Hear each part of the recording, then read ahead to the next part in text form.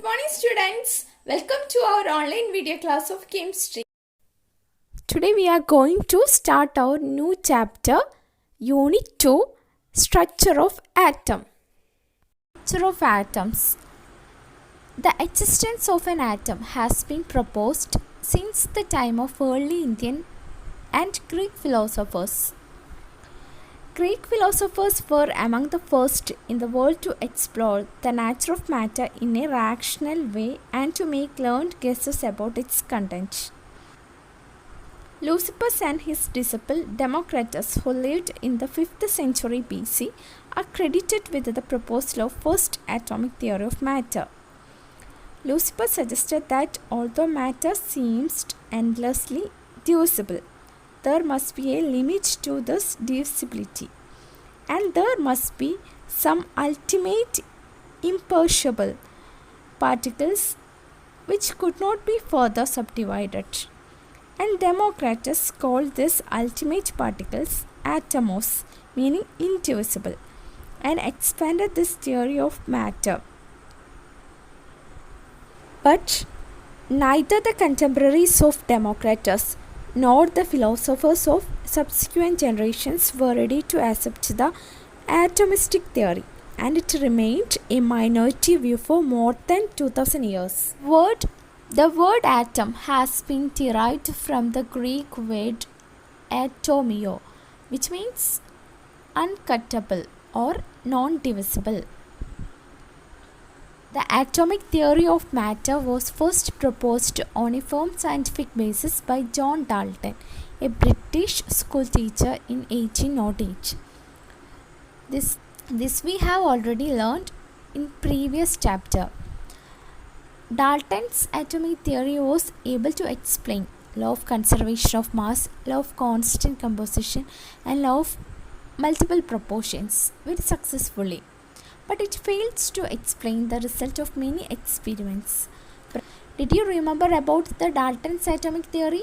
What are the main postulates of Dalton's atomic theory? All matter is made up of very tiny particles. These particles are called atoms. All atoms cannot be divided further. That is, atoms are indivisible. Atoms can neither be created nor destroyed in a chemical reaction. All atoms of an element are identical in all respects, including the mass, chemical properties, etc. Atoms of different elements have different mass and chemical properties. Atoms of different elements combine in same whole number ratio to form the compound. In a given compound, the relative number and the types of atoms are constant. However, due to the lack of experimental evidence due to disprove Dalton's theory, the concept held in its ground for almost a whole century, and most scientists gave no consideration to the possibility that atoms themselves might be divisible and might have an internal structure. Structure of atoms. You have already learned from your lower class about structure of atoms. Atoms and molecules are the building blocks of matter. Atoms have smaller particles in them, which are called subatomic particles. The fundamental subatomic particles of an atom are protons, electrons, and neutrons. Structure of an atom comprising a nucleus, that is the center, in which the protons and neutrons are present. Protons are positively charged particles and neutrons are neutral. And electrons are the negatively charged particles which are revolving around the center of the nucleus. Now we are going to discuss about discovery of subatomic particles in detail. Discovery of electrons by discharge tube experiment.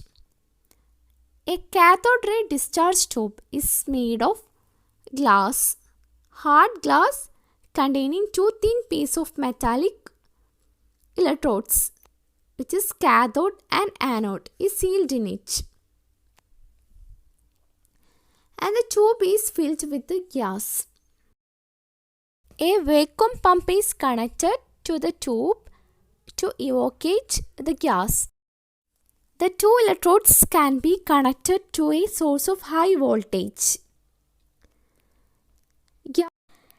When current was passed through a gas at 1 atmospheric pressure and at very high voltage, nothing happened. There is no visible effect was seen inside the tube. William Crookes discovered that gases starts conducting under reduced pressure. Then further, the pressure of gas was reduced by pumping the air out with the help of vacuum pump. The electric discharge through the gases could be observed only at very low pressure and at high voltage. When a high voltage, about 10 raised to 4 volt, is applied in between cathode and anode, at very low pressure, 10 raised to minus 4 atmospheric pressure, you can observe that the current starts flowing through a stream of particles moving in the tube from negatively charged cathode to positively charged anode. These were called cathode rays or cathode ray particle. The flow of current from cathode to anode was further checked by making a hole at the anode and coating the tube behind the anode with a phosphorescent or fluorescent material like zinc sulfide. When those rays, after passing through the anode, strikes the zinc sulfide coating, a bright spot is developed on the coating. Properties of cathode rays. It was found that after experiment, the cathode rays starts from cathode and moves towards the anode. They are invisible, but their behavior can be observed with the help of fluorescent or phosphorescent material. In the absence of electrical or magnetic fields, these rays traveled in straight line. In the presence of electric or magnetic fields, the cathode rays behave similar to that of negatively charged particles. From this, it is clear that cathode rays consist of negatively charged particles called electrons. The characteristics of cathode rays, electrons, do not depend upon the material of electrodes and the nature of the gas present in the cathode ray tube. Charge to mass ratio of electrons. In 1897, J.J. Thomson measured the ratio of electric charge E to the mass of electron M by using cathode ray tube and applying electric and magnetic fields perpendicular to each other as well as to the path of electrons. This is shown in this picture. When only electric field is applied, the electrons deviates from their path and hit the cathode ray tube at a point. It is shown as A. What is the point A represents? When only electric field is applied, the electrons deviates from their path and hit the cathode ray tube at point A. Similarly, when only magnetic field is applied, electrons strike the cathode ray tube at point C. By carefully balancing the electric and magnetic field strength, it is possible to bring back the electron to the path which is followed in the absence of electric or magnetic field, and they hit the screen at point B.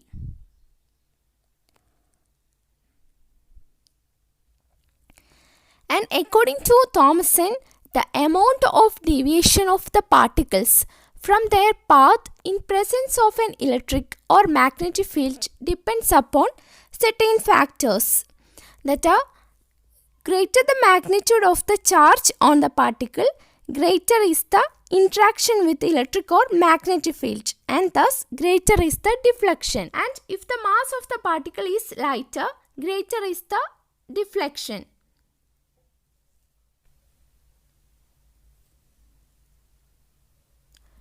And the deflection of the electron from their original path increases with increase in the voltage across the electrodes or strength of the magnetic field.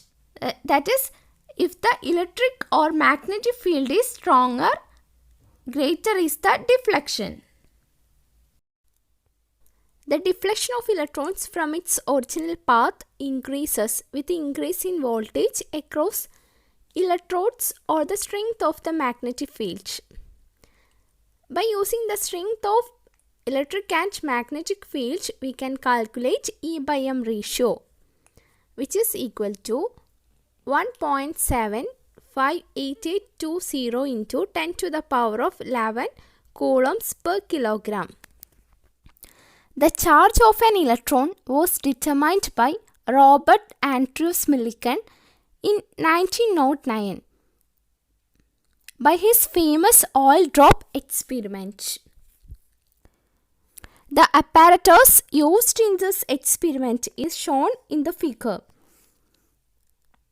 In this experiment, a spray of oil droplet is produced by atomizer. The oil droplets enters the apparatus through small holes.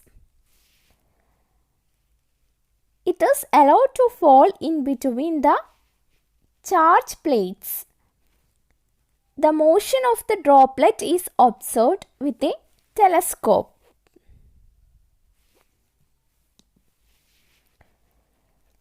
The space between charge plates is irradiated with the X-ray. X-rays ionize the molecules of the air. One or more electrons produced may be absorbed by an oil droplet. Oil droplet has a result become negatively charged. The falling rate of droplet can be controlled by controlling the voltage across the plates.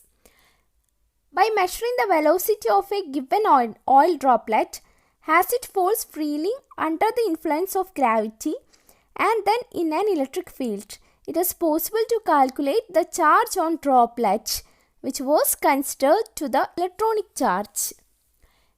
The careful measurement of the effect of electric field strength on the motion of droplets leads to the conclusion Q equal to NE, where Q is the magnitude of electric charge on the droplet, the E is the electrical charge, N equal 1, 2, 3, etc.